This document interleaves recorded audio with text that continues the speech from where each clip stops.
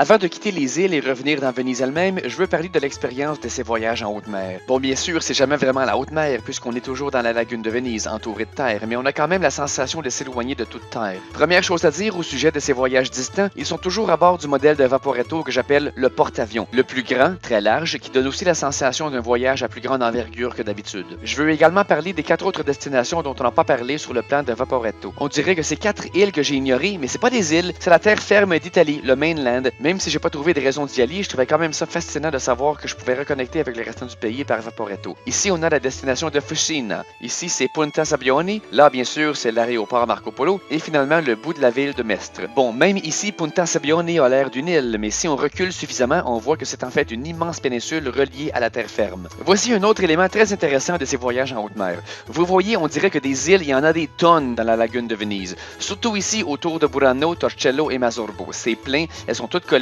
mais quand on switch Google Maps à l'option satellite, on voit que la plupart de ces îles sont en fait des grosses taches de yark. En fait, les îles qui apparaissent sur Google Maps, dont on n'a pas encore parlé, sont pratiquement toutes des grosses mottes de rien. C'est un peu pour ça qu'on n'en a pas parlé. Regardez, par exemple, la grande étendue de Bla au large de San Erasmo. Bon, vu par satellite, ça ressemble à ça, c'est bien beau, mais ça ressemble à quoi en personne? Eh bien, ça ressemble à ceci. Des grands champs de hautes herbes qui percent la surface. C'est ce qu'on appelle des marais salés et apparemment, ils sont en danger. Leur superficie a grandement diminué au cours des siècles. Est-ce qu'ils sont importants? Je le sais pas, mais c'est sûr que n'importe quel environnement qui change à cause de l'intervention humaine, c'est rarement une bonne chose. Comme par exemple, plus près de chez nous, regardez ce que l'être humain a fait dans l'Est. Ça s'appelle la Gaspésie. Impardonnable. En voyageant en haute mer comme ça, on trouve des fois des trésors qui piquent l'imagination au vif. Vous voyez cette petite merde-là à côté de laquelle on passe en direction de Burano? Eh bien, c'est ceci.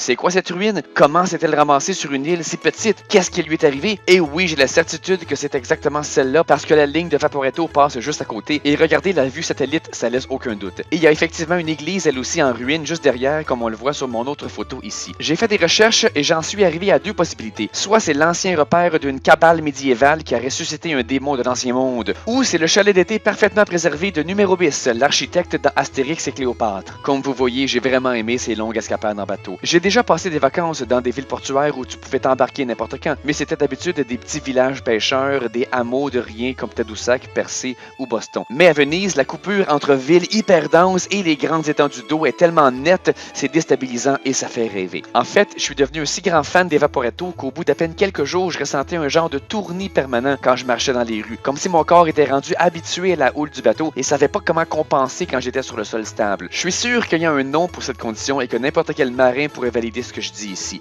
C'était soit ça ou j'étais devenu un trop grand fan de Spritz.